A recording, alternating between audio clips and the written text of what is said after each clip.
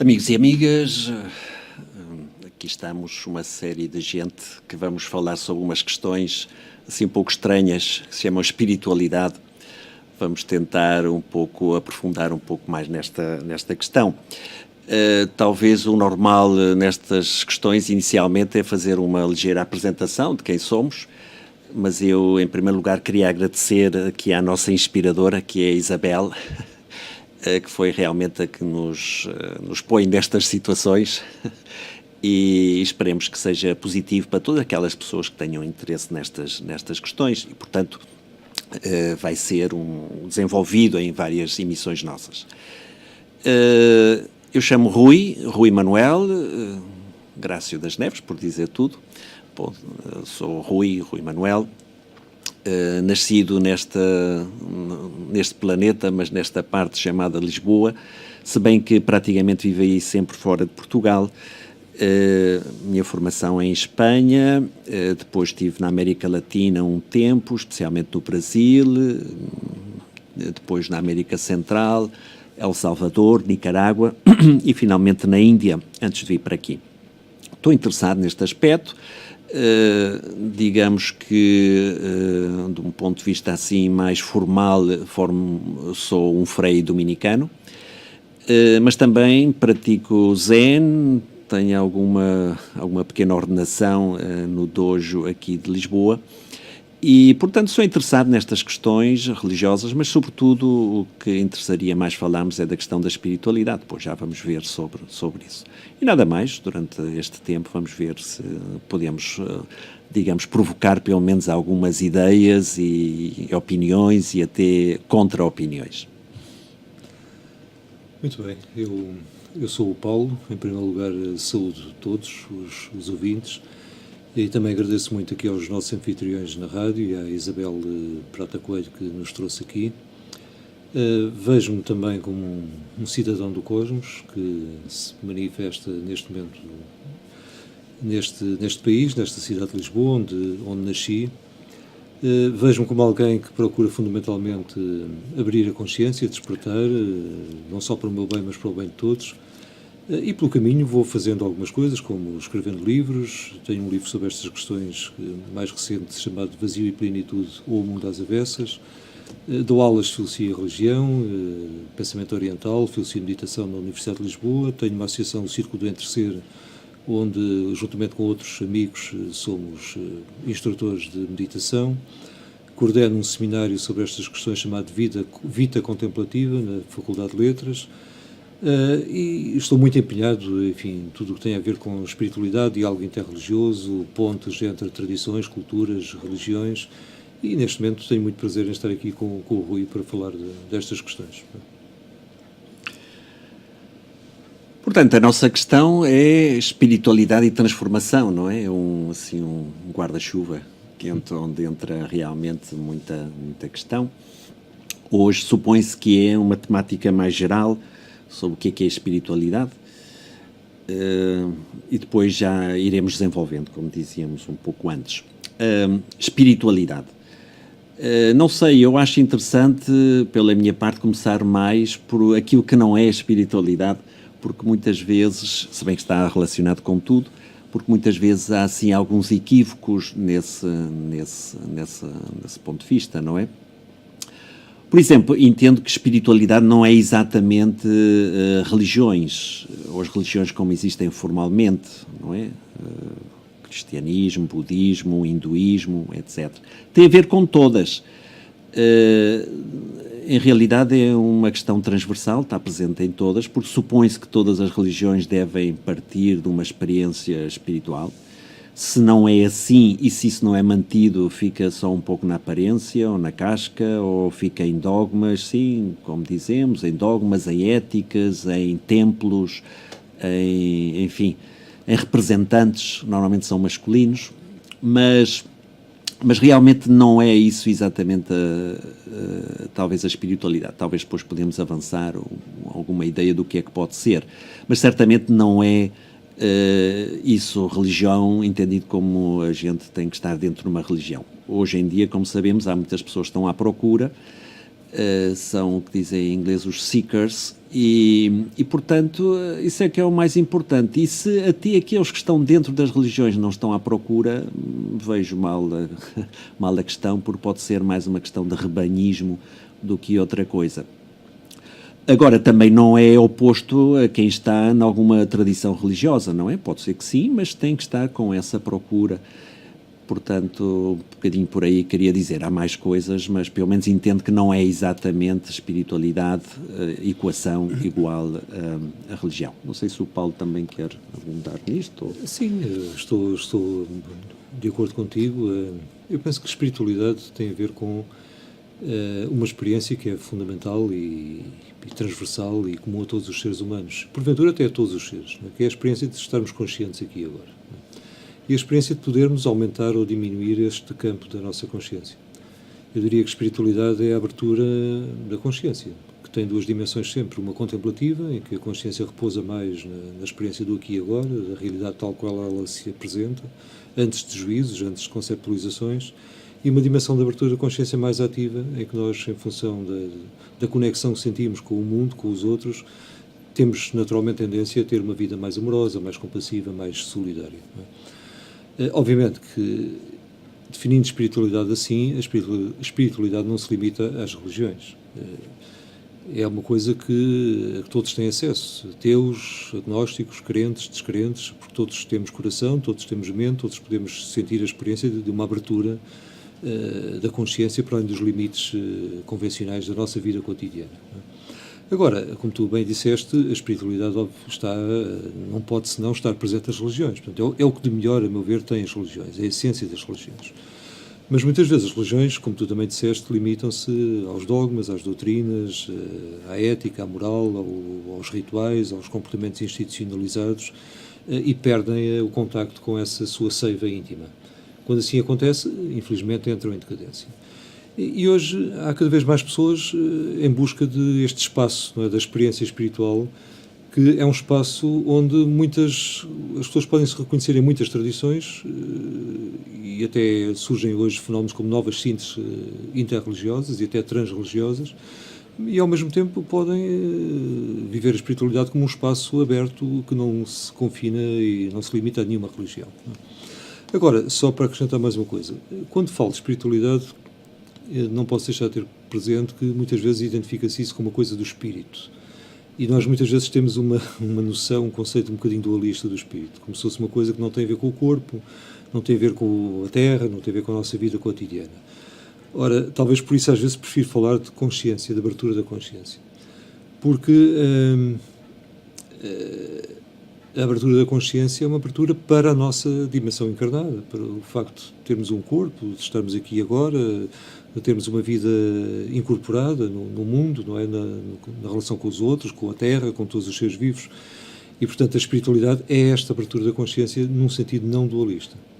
Não é uma coisa só do espírito, sobretudo se entendemos o espírito como uma espécie de entidade misteriosa que nada tem a ver com a terra nem com o nosso corpo físico.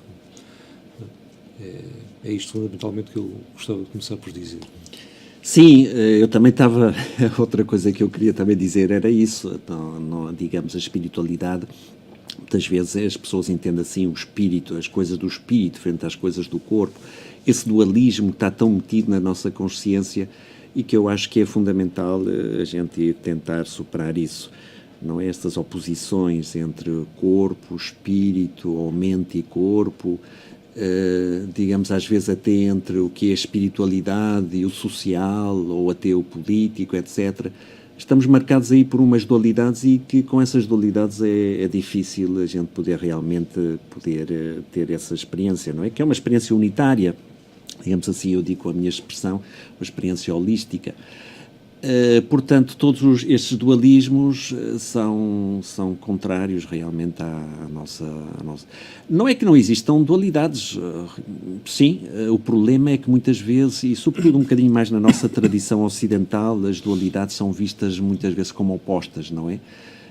Se não entendo mal, o espírito oriental é mais integrativo, digamos, é como poder conjugar os opostos, como poder não ser unilaterais, não é?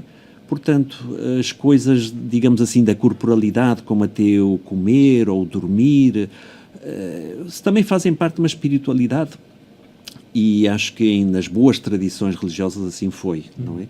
A religião não era religar, não era unir, e, portanto, não era, separar. Qualquer coisa pode ser espiritualidade. Em certo sentido, um bocadinho contradizendo o que não é espiritualidade. Pronto, tudo pode ser espiritualidade, depende da nossa atitude mental, não é? Da nossa atitude de consciência. Então, esse aspecto, acho que nisso vamos estar de acordo, porque digamos, a gente bate um pouco nessa tecla hoje em dia, não é? É tentar superar essas dualidades e que, pronto, também tem umas consequências para o nosso dia-a-dia, não é? Eu penso que há vários níveis de experiência espiritual, não é? Eu diria que, em termos últimos, a experiência espiritual é a experiência do contacto direto com o fundo. Eu gosto de usar esta expressão um pouco também do mestre Eckhart, não é? O fundo sem fundo do nosso ser, que porventura é um espaço comum a tudo quanto existe, a tudo quanto vive, não é? E penso que a experiência espiritual mais profunda é esta de que nós estamos constantemente, agora mesmo aqui, e os nossos ouvintes, cada um de nós está diretamente enraizado no infinito, não é? Nós podemos estar distraídos disso, porque a nossa vida social, a nossa cultura dominante, tende a fazer-nos ver a nós próprios e aos outros como seres separados, carentes, desligados, isolados, não é?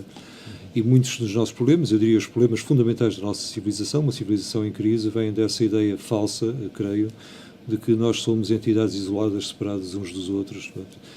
E penso que a espiritualidade convida-nos a essa viagem de redescoberta do nosso fundo sem fundo, portanto, que é o infinito, é o todo, não é?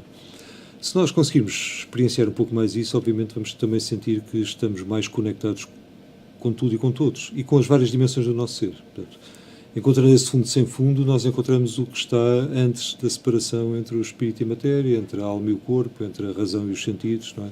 Transcendemos essas dualidades de que estavas a falar, e quando encontramos este fundo primordial de tudo, nós vemos que, no fundo, tudo tem a ver com isso. Esta experiência manifesta-se em todas as dimensões da nossa vida. Portanto, a espiritualidade não é só espiritual. A espiritualidade reenvia-nos para as questões sociais, para as questões políticas, para as questões económicas, para as questões éticas, para as questões culturais, não é? Porque vemos que há um modo diferente de viver a vida em que somos chamados a viver de uma forma atenta, mais atenta e por isso mais solidária.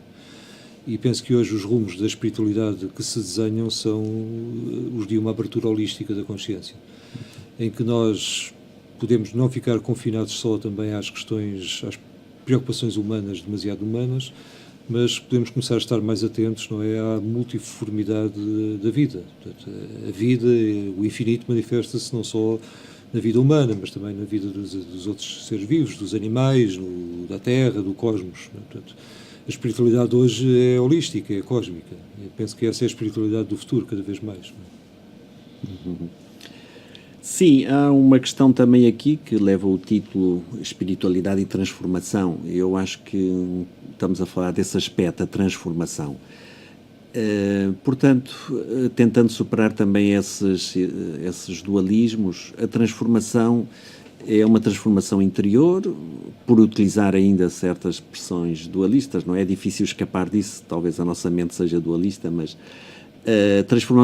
transformação interior, transformação social, transformação política, social, económica, etc., cultural. A questão é que como se entra nesse processo e como conseguir conjugar estes aspectos que são desde o micro até ao macro. E então acho que isso também é um desafio que está presente na espiritualidade do nosso dia. Portanto, todas as questões também têm que ver com o trabalho ou não trabalho, com a ecologia, com a questão de género, ou até com o adultismo e outras questões mais estão implicadas também nessa espiritualidade. Porque, no fundo, é também a maneira como nós focamos isso, como nós nos situamos perante essas realidades, não é?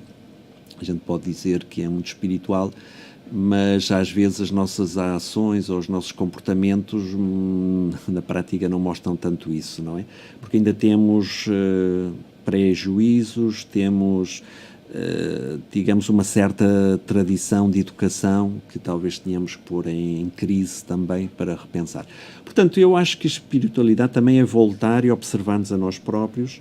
Nesta linha tu também dizias da atenção, é a autoobservação sobre as nossas atitudes mentais, volitivas, afetivas, etc. Porque sem isso também acredito que não há uma transformação social autêntica, não é? Por isso tenho a impressão muitas vezes o que acontece, às vezes há algumas transformações políticas, supostamente, e às vezes há muitos egos em jogo, há muitas ganas de poder, então vê-se realmente que ainda não houve uma transformação interior. Não é fácil, mas, portanto, então como conseguir conjugar estes dois âmbitos, acho que é uma questão fundamental, não é? Sim. Tens inteira razão. Eu creio que a espiritualidade, de facto, como também disseste, é uma busca de uma superação das dualidades e, portanto, é uma busca de superar a própria dualidade conceptual entre interior e exterior, mas creio que o caminho para isso é através do interior. Portanto, eu penso que é pelo interior que se supera a dualidade entre o interior e o exterior. E, de facto, é muito importante nós olharmos primeiro para dentro antes de querermos transformar tudo à nossa volta, não é? Porque sem nos transformarmos primeiro a nós próprios, nós fazemos mais facilmente parte do problema e menos facilmente parte da solução.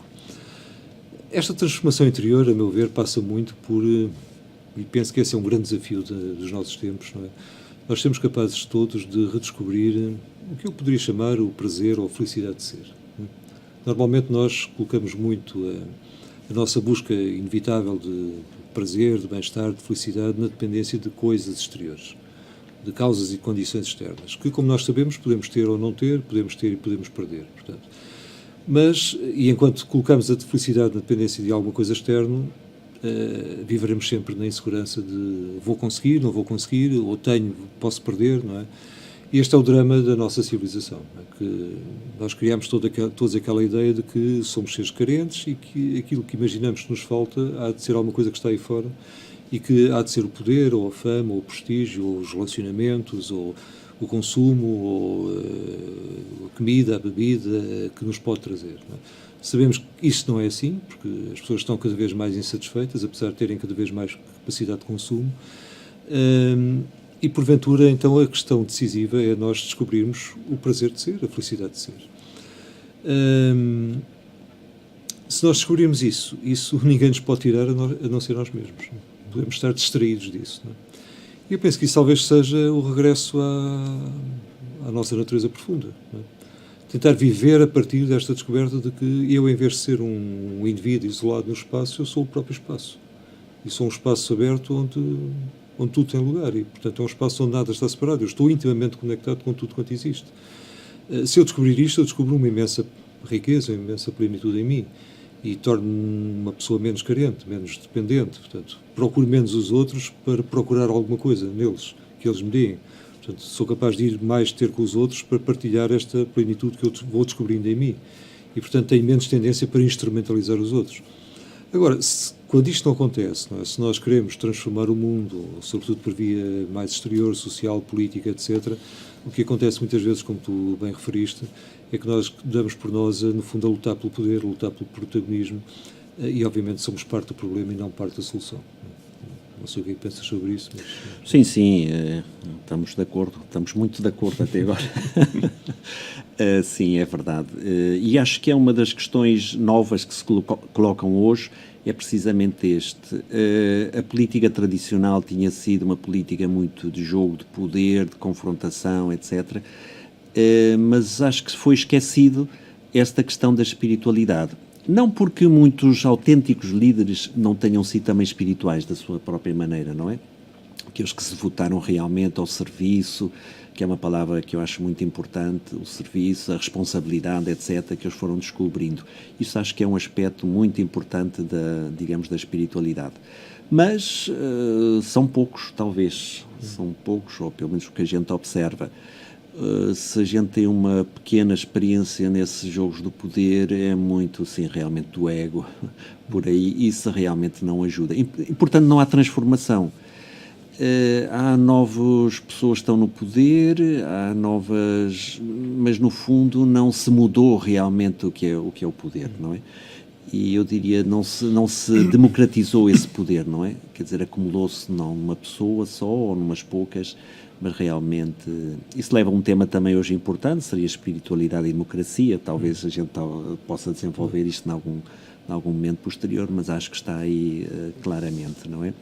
Então, portanto, qualquer transformação, antes falava-se com a palavra um pouco mais dura, revolução, etc., só que a revolução tinha muito essa ideia também de armamentismo e de violência, etc., também outro tema que seria interessante trabalhar, mas tem que ter este componente paralelo, que é a espiritualidade, a vivência da interioridade, da autoobservação. Senão, realmente não há transformação. E acho que é um dos grandes problemas da nossa humanidade, é que houve várias revoluções, mas às vezes não essa revolução interior que talvez hoje estamos a tocar mais fundo e podemos ver aí presente, não é?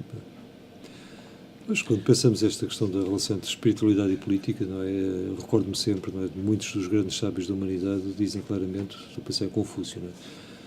Quem não se governa bem a si mesmo, como é que pode governar os outros, não é? Platão, na sua cidade ideal, dizia que os melhores guardiões seriam aqueles que tivessem mais poder, não sobre os outros, mas sobre si mesmos. Até é a questão do poder, não é? O maior poder que se pode ter não é o poder sobre os outros, é o poder sobre si mesmo.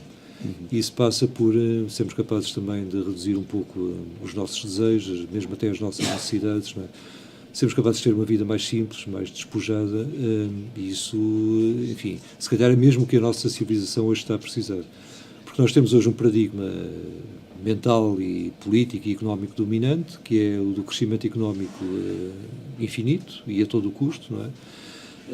Isso só pode acontecer numa sociedade onde as pessoas estão cada vez mais carentes, mais infelizes e, portanto, têm necessidade de consumir cada vez mais.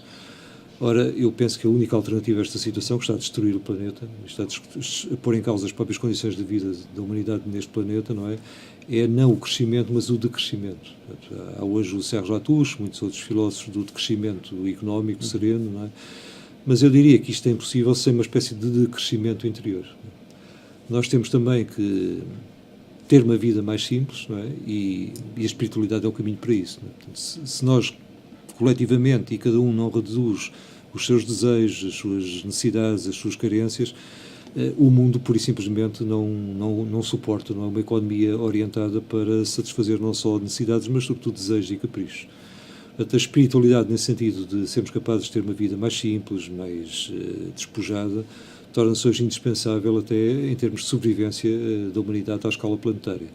Até penso que é mais uma razão para nós colocarmos o foco das nossas preocupações contemporâneas nesta redescoberta da espiritualidade ou nesta redescoberta também da experiência contemplativa, que não é necessariamente uma experiência separada da vida ativa, mas eu diria que é o fundamento são e seguro de uma vida ativa mais plena. Quer dizer, a pessoa estar centrada em si, centrada no fundo de si mesmo, porventura o fundo comum de tudo quanto existe, centrada no que umas tradições chamam Deus, outras chamam Buda, outras chamam Tao, outras chamam vazio, outras não dão nome nenhum. Não é? É quando eu estou mais centrado nisso que eu me sinto mais conectado com tudo e com todos, e é quando eu me sinto menos carente. Portanto, eu penso que esta experiência espiritual da conexão com o fundo aberto de tudo quanto existe é, de facto, cada vez mais indispensável. Tudo isto tem a ver também com uma dualidade aí presente, que aqui também na nossa sociedade e em nós próprios, que é o ser e o fazer. somos arrastados para esse fazer e fazer e fazer e mais coisas e mais coisas.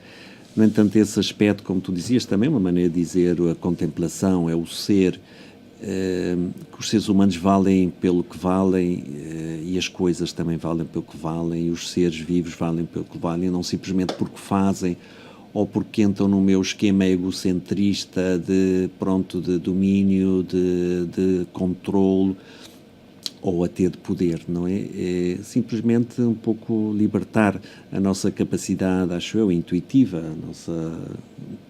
Tudo bem, o que dizemos nós, a racionalidade ou a dedução, são importantes também, esse nosso hemisfério esquerdo também entram, não é? A gente não tem que conjugar.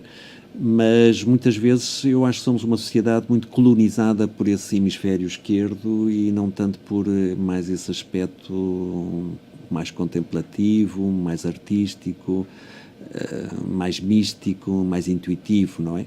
Pode ser isto também uma série de metáforas, não é? Tanto num sentido como no outro. Mas acho que aqui estamos à procura realmente de poder ser. E vemos que somos aí colonizados e transformados numa sociedade de fazer, de procurar, de necessidades e pronto, e descobrir este o ser como uma questão um pouco mais complicada. Porque depois também não nos dão preparação para isso, não é? A gente tem que tentar descobrir por si próprio, não é fácil. E pronto, mas no fundo isso está em cada um de nós, não é? Está em cada um de nós, só que os nossos obstáculos aí não deixam, não é? Obstáculos que nós fabricamos ou consentimos e, portanto, não nos deixam realmente ser, que é outra maneira de dizer espiritualidade, não é? É ser, não é? Certo. Também. Pois tocas aí numa questão muito importante, que é a questão da educação. Nós, infelizmente, não temos hoje referências exemplares, né? Pelo menos muito visíveis. É claro que há sábios, há santos, há pessoas que são mestres, mas não são as referências que a cultura dominante nos oferece, né? Portanto, as referências que a cultura dominante nos oferece são os homens bem-sucedidos na vida, em termos de poder, em termos de prestígio, de fama, em termos económicos, não é? E nós todos temos que ser um pouco autodidatas nesta busca espiritual, não é? Claro que, se formos atentos, obviamente podemos encontrar referências, podemos encontrar professores, mestres credíveis, mas não é isso que é a partida, infelizmente. Hoje as famílias, as instituições de ensino, a sociedade, nos seus modelos dominantes, nos oferece e nos propõe. Portanto, o que nos é proposto como imitação são as pessoas que aparecem em todo lado, que são visíveis, não é? Bem-sucedidos economicamente, e nós sabemos que isso não é propriamente o que torna os seres humanos felizes. É a questão também da felicidade, não é? Nós não somos educados para encontrarmos a felicidade profunda, aquela que nasce de um florescimento interno e genuíno do ser, não é? Eu, aliás, gostaria de aproveitar aqui para partilhar uma coisa que ouvi ontem num pequeno debate, um pequeno encontro que houve na Faculdade de Letras da Universidade de Lisboa, com o Diego Gartner, que é um dos fundadores do Mind and Life na Europa. Ele partilhou uma experiência que teve no Nepal. Ele formou-se na Suíça e depois sentiu que queria ajudar as pessoas. Então escolheu um local onde as pessoas tinham óbvias dificuldades. Portanto, foi para uma comunidade de leprosos no Nepal. E quando lá estava, um belo dia, uma senhora leprosa, portanto, como nós sabemos, com os dedos, as mãos a apodrecerem e a caírem, voltou-se para ele e disse assim: ouve lá, o que é que tu vieste aqui fazer?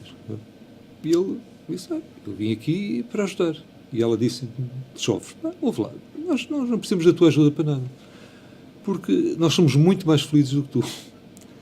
E ele voltou-se para nós ontem e disse, e o que foi para mim mais marcante nisto foi que era verdade, ela tinha razão.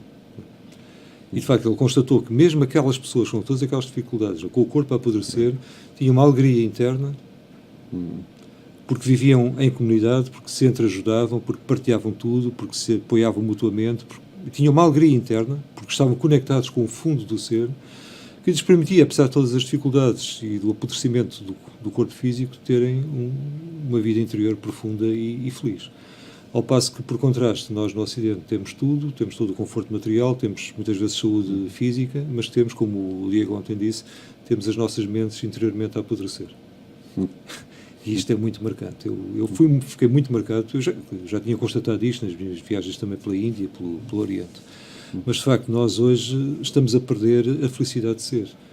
Apesar de termos tudo, aparentemente, à nossa volta em termos de conforto material. Ao passo que noutros países, na Índia, na África, um pouco por todo o mundo, essas culturas colonizadas pela civilização dita superior ocidental são povos que nos dão lições de felicidade em termos interiores e de conexão e de solidariedade uns com os outros, coisa que nós esquecemos há muito. A espiritualidade é também isso. Claro.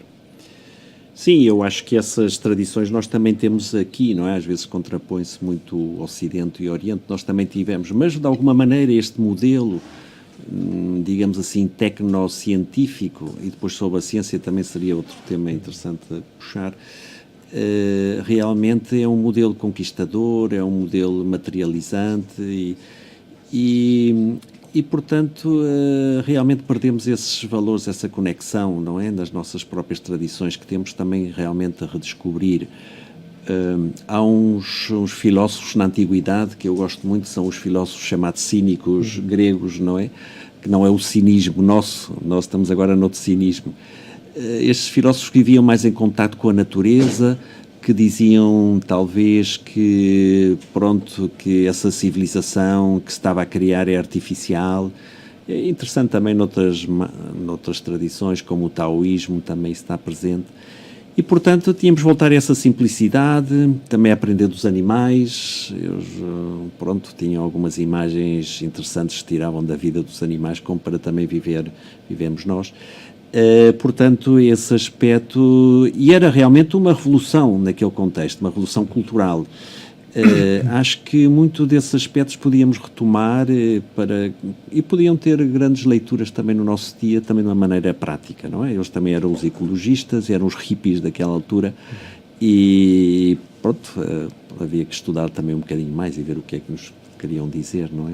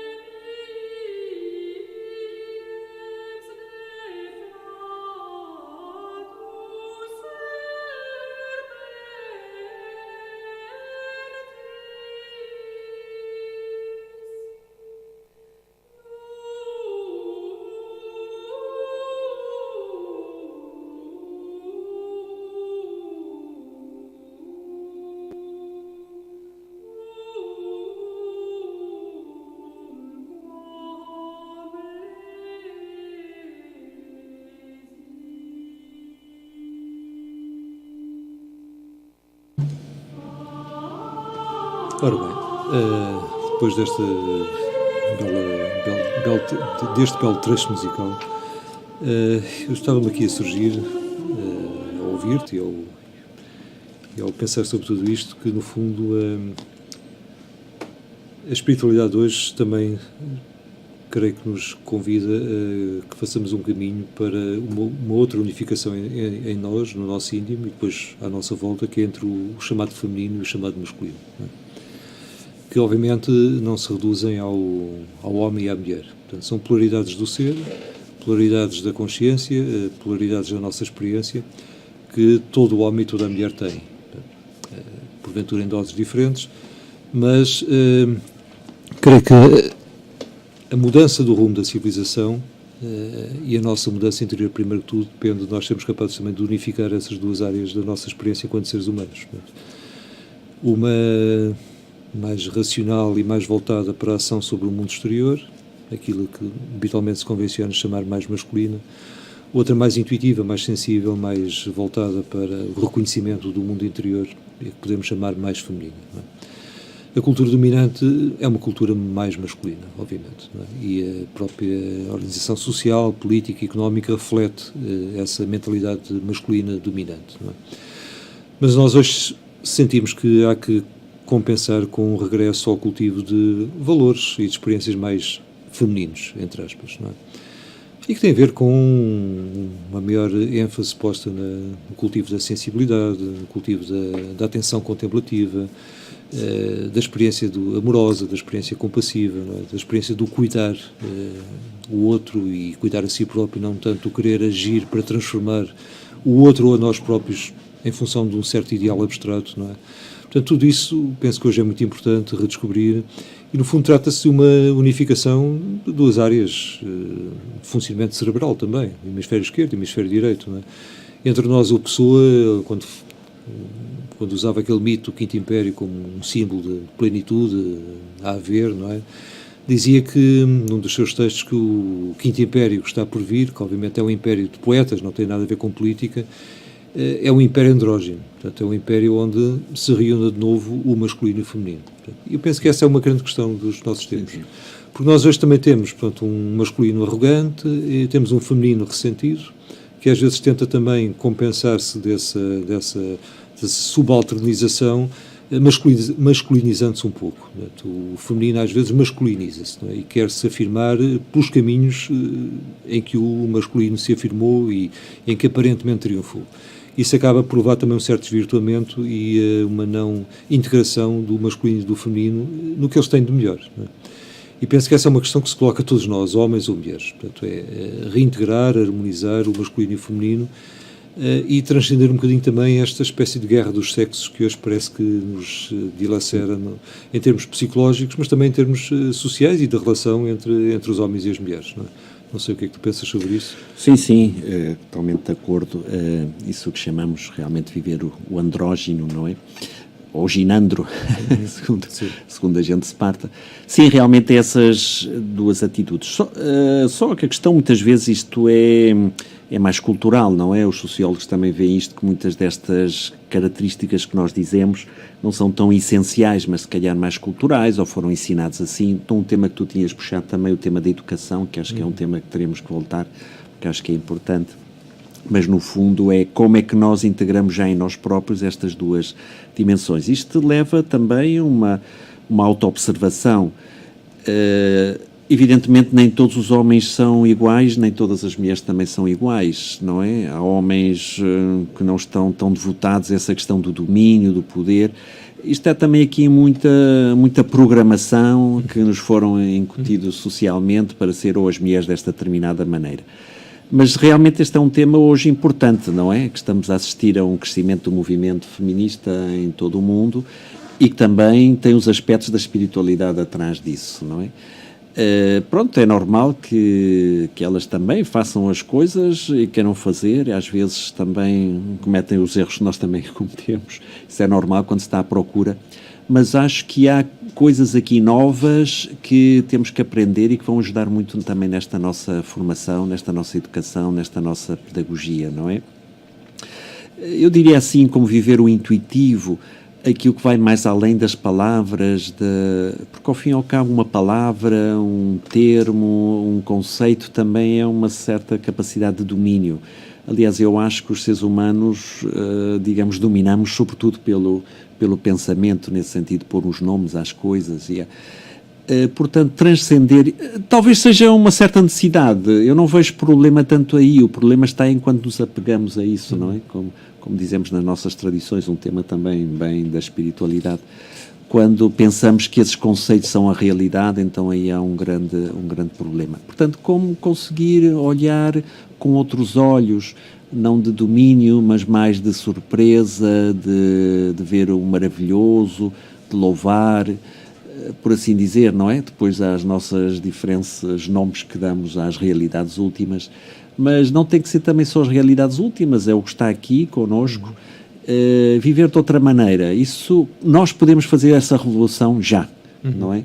Não temos que esperar que venham aí uma transformação só social e política para chegar a esta conclusão. Não, nós podemos começar já e é aqui e agora, não é? É aqui e agora. Portanto, também podemos viver com estes aspectos de outra maneira, ou mais a relação com a natureza. Nós também somos natureza, não é? Mas com o resto da natureza. Sim, acho que isso temos muito. Entraríamos então, sim, também no tema da pedagogia ou da autopedagogia. Não é? Sim, sem dúvida. Pois, eu eu estou inteiramente de acordo contigo que a revolução é já. É aqui agora, é a cada momento. Não é?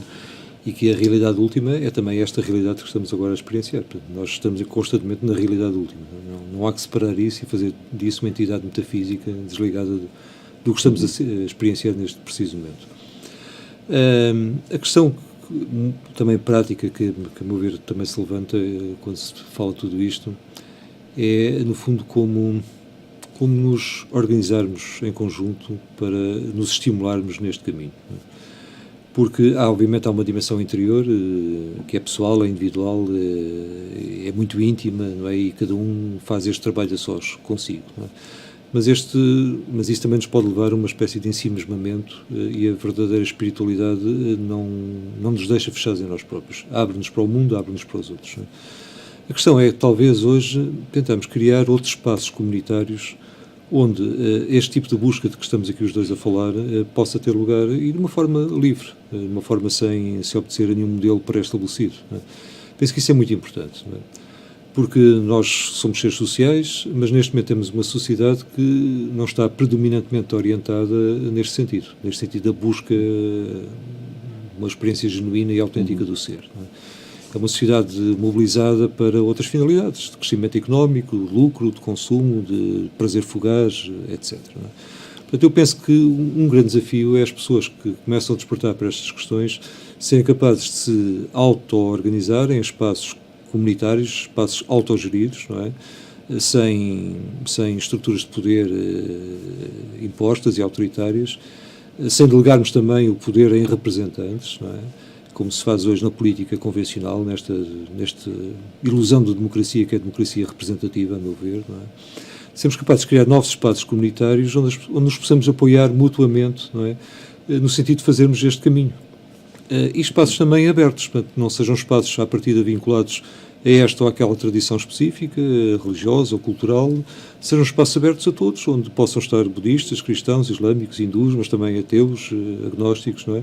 E onde possamos compartilhar, enfim, a nossa experiência de busca, as nossas experiências de crescimento interior, os nossos insights, as nossas descobertas, e onde possamos, eventualmente, ter práticas também meditativas, contemplativas, nas quais todos nos possamos reconhecer e que não tenham uma marca ideológica ou religiosa ou mesmo espiritual específica. Portanto, isso, a meu ver, é muito importante. Criar esses espaços de encontro, de partilha, de comunhão, sem rótulos. Uhum. Porque talvez o que esteja a emergir é uma espécie de movimento espontâneo, não é? De uma espiritualidade sem rótulos. Claro que cada um de nós pode ter o seu caminho com referências mais marcadas. O teu é mais cristão, o meu é mais budista. Mas sinto que nos encontramos, para além destes caminhos, num espaço que já é transreligioso, não é? E que por isso mesmo é um espaço aberto, não é? Um espaço aberto a todos, a tudo e a todos. Não é? Claro. Sim, os sociólogos falam também da sociedade em redes, não é? É um pouco esse criar redes, não é? Frente muitas vezes às instituições.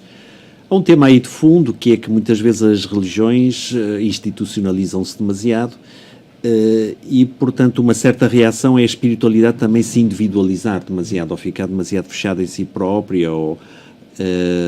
então realmente é como descobrir um espaço comunitário que não tem que ser com as instituições já existentes, mas podem criar outra questão, que teria que ser também rever uma organização menos autoritária, menos verticalista, mais flexível, mais provisória também, viver nesse aspecto.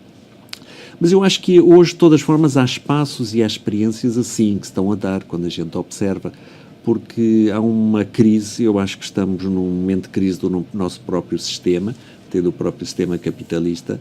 Já não é este capitalismo assim que falava da sociedade do bem-estar. O bem-estar aqui no nosso primeiro mundo, não é? Noutros lados era o mal-estar.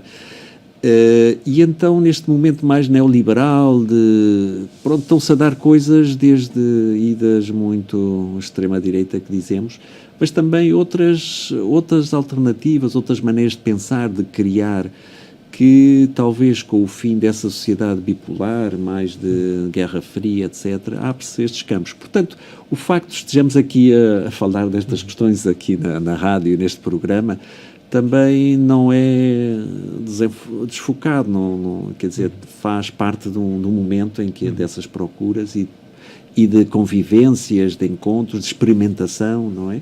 E que, evidentemente, tem que ir mais além do que alguns chamam a labelização, quer dizer, e pôr etiquetas, não é? Eu sou isto, sou aquilo, isso é um perigo, não é? A gente fica ali encaixado naquilo. Uma pessoa humana é muito mais do que umas etiquetas, não é? E como redescobrir isso? Certamente certas experiências podem ser úteis para nós e podemos aproveitar delas, não é? E também, já que também falaste do mestre Eckhart, queria lembrar aquela questão, não é? Que ele dizia, Deus livra-nos de Deus, não é? Quer dizer, as nossas maneiras de entender, de fixar, etc., quando, pronto, é sem nome, é importante, sim, sem dúvida. É muito importante esta descoberta de uma consciência que vai para além dos rótulos, vai para além dos conceitos, não é? Isso dentro mesmo de cada tradição religiosa. Eu cito muitas vezes o mestre Eckhart nesse sermão em que ele roga a Deus como liberto de Deus, não é? Eu também recordo aquele dito de Lindsay, que diz, se vires o Buda, mata-o. Portanto, se vires o Buda, não estás a ver o Buda, porque estás a vê-lo fora e quando o Buda és tu. Portanto, é muito importante isto. Não é? Isto convida-nos também a uma experiência que eu diria que é a experiência do silêncio. Não é do silêncio imposto, porque esse não é bem-vindo, esse é violento, não é? Esse é o silêncio das ditaduras, não é? Esse é o silenciamento forçado, mas é o silêncio voluntário e procurado, não é? Portanto, nós também temos que nos habituarmos um pouco a repousar mais no silêncio, não é? Porque é quando estamos no silêncio que nós transcendemos esta mente conceptual, discursiva, dualista, que divide tudo e que está sempre a julgar e a avaliar, a interpretar e a comentar tudo, não é? E encontramos aqui este espaço que, no fundo, todas as tradições espirituais procuram, não é? Que é um espaço de paz, de silêncio e de plenitude, que porventura é um espaço que é o espaço que nós somos, não é? Nós somos nesse espaço, não é? Esse espaço está constantemente presente em tudo o que fazemos, pensamos, dizemos. É o espaço onde habitamos, não é? Como diz São Paulo, nele vivemos, nele nos movemos, nele somos, portanto, falando de Deus, não é? É o espaço do silêncio, é o espaço que outras tradições designam de modo diferente, mas é um espaço que não tem rótulos, não é? E eu penso que muitas das respostas às questões contemporâneas passam também por nós conseguirmos habitar mais nesse espaço, não é? Portanto, que é o espaço que há também dentro de nós, é o espaço que permite que haja respiração, digestão, este espaço aberto, não é? Que, no fundo é um vazio, mas é um vazio pleno. É o espaço que há, é o espaço de silêncio que há entre cada sílaba das nossas palavras, entre cada palavra que nós dizemos, sem o qual não conseguiríamos comunicar, nem dizer nada que fosse inteligível. É o espaço de não pensamento que há entre cada pensamento, sem o qual não poderíamos pensar, não é? Esse é o espaço que a chamada meditação, a chamada contemplação nos ajuda a descobrir. E penso que é fundamental vivermos um pouco mais nesse espaço, mas não para ficar aí e criar uma nova dualidade entre o silêncio e a palavra, entre o silêncio e a ação, mas para vivermos, pensarmos, falarmos a partir desse espaço, portanto, inspirados na experiência desse espaço, não é? Penso que a partir daí tudo se torna diferente e é a partir daí, porventura, que uma nova forma de viver a vida, uma forma alternativa, pode ir surgindo. Portanto, e penso que a experiência deste espaço é fundamental para, por exemplo, para a educação. Nós temos uma educação muito baseada na transmissão de informação, de conhecimentos já formulados, já estruturados. Não é? O passado, o pensado, não é? A educação poderia estar um pouco mais focada em dar-nos meios para cada um de nós descobrir mais este espaço que há dentro de nós e a partir daí também termos a capacidade de descobrir por nós próprios, não é? E de irmos para além do que já está pensado, do que já está conhecido, não é? Temos uma educação mais voltada para o que está ainda por conhecer, não é? Uma educação mais experiencial, um novo empirismo, um empirismo mais radical, não é? Que a própria ciência, infelizmente, parece que muitas vezes tende a esquecer. A ciência menos aberta, não é? É uma ciência que também muitas vezes fica presa a uma espécie de metafísica, que é a crença de que só existe aquilo que nós conseguimos apreender pelos sentidos ou verificar pelos instrumentos de medição científica, não é? Isso é uma outra forma de fazer metafísica, é uma forma também de cultivar uma espécie de fé cega, não é? E que leva a que o paradigma materialista ainda seja hoje predominante na ciência, não é? Mas esta abertura para o espaço interior, bom, sem o qual não há ciência, não há filosofia, não há religião, penso que é essencial. Portanto, isto é mais um tema que porventura poderemos explorar em conversas futuras. Isto hoje é uma espécie de exploração dos vários temas possíveis para as nossas conversas, não é? Mas eles vão surgindo e nós vamos tomando nota deles, não é? Há um elemento que eu aprecio muito na tradição budista, especialmente na budista Zen, não é? Que é a questão de que nós já estamos iluminados, não é? Já estamos iluminados. E então tem a ver com isto que falavas também do silêncio, eu entendo assim, não é? Que é realmente tirar os obstáculos, não é? Faz-me lembrar também aquilo dos escultores que dizem, não é? Digamos, a imagem já está lá, é tirar o que sobra. De alguma maneira somos chamados assim a uma pedagogia desse sentido, não é? Mas como eu acho que isto também, aliás, pode ser muito importante em épocas assim mais de depressão e passamos na nossa sociedade, pensar, bom, já está lá, não há que chegar a nenhuma parte, já está lá. A nossa tarefa é tirar tudo aquilo que estorva, não é? Tudo aquilo que de alguma maneira não deixa chegar esse, não sei, talvez o sem nome no profundo de todos nós, que aliás pode ser coletivo. Também há um autor que eu gosto muito, que é o Krishnamurti, que eu sou o mundo. De alguma maneira o que nos acontece a nós também está a acontecer aos outros e estamos aí com mais peso num aspecto ou no outro. Mas como é que tiramos tudo isso que não deixa caminhar, não é? E já enunciamos aqui, várias coisas não nos deixam caminhar, não é? Mas teríamos que ver um pouco mais devagar se a gente pode identificar, e quem nos ouça poderá dizer também outras que não se nos ocorrem agora neste contexto concreto, não é? Pois tocaste aí uma questão que é para mim muito importante, não é? Falaste no Zen, portanto, nós já estamos iluminados, não é? Também no budismo tibetano, que é aquela via que eu tenho procurado seguir, também se diz nas tradições que eu considero mais profundas, Dzogchen, Mahamudra, não é? Que nós não praticamos para atingir o despertar, nós praticamos porque já estamos despertos. Trata-se mais de nos reconectarmos com esse despertar que está sempre presente, não é? E Mestre Eckhart também dizia, não é? Deus está sempre presente, nós é que fomos dar uma volta. Deus está sempre presente. Portanto, o essencial está sempre presente. Portanto, eu penso que isso é fundamental redescobrir isso. Quer dizer, que nós não somos aquele eu isolado, fechado, alguns aqui atrás, às vezes imaginamos aqui por trás dos olhos, alguns dentro do crânio, não é? Um mini-eu, não é? Homúnculo. Um homúnculozito, não é? Um mini-eu que está aqui sempre a olhar para fora, para alguma coisa supostamente separada daquilo que está a ver, portanto, sempre numa atitude de defesa, ou à defesa ou ao ataque, sempre carente, não é? Se nós procurarmos esse homúnculo, se olharmos, se os nossos ouvintes agora olharem para si, onde é que está esse suposto eu? Bom, se calhar não o encontramos em lado nenhum. O que é que encontramos? Se calhar encontramos um espaço aberto, um espaço de consciência, um espaço de experiência. Não é? E se calhar esse espaço de experiência é tudo. Não é? Aí cabe tudo, aí, como tu dizias, aí somos o mundo. Não é? Não estamos separados de nada, não é? Somos tudo. Até aí não falta nada. Não é? Eu penso que é muito por aqui que esta grande revolução tem que passar. Não é? Para descobrir que nós já temos em nós tudo aquilo que habitualmente procuramos fora. E é porque procuramos fora que não o encontramos. Não encontramos o que já nos encontrou desde sempre. Porque estamos a procurar fora. E, no fundo, então, não é uma questão de encontrar alguma coisa que não esteja cá desde sempre, é mais uma questão de reorientar o nosso olhar. É uma questão de não estarmos distraídos. E penso que o essencial da espiritualidade é isto. É não estarmos distraídos, não estarmos esquecidos da imensa plenitude, da imensa riqueza, do tesouro precioso que já temos. No fundo, não temos, somos. E, portanto, não há que possuir, há apenas que deixar ser. E remover os obstáculos, como tu dizias, mas que eu vejo fundamentalmente como a nossa distração, a nossa ilusão. Nos faz sempre procurar fora o que já está dentro. E depois, obviamente, o desafio é, a partir do momento que vamos descobrindo isso, sermos capazes de viver de uma forma aberta e partilhar isso com os outros. Não é? E ajudar os outros também a dar-lhes sugestões para que eles possam descobrir isto também e vivermos uma vida mais plena, mais aberta a partir daqui, desta riqueza que somos.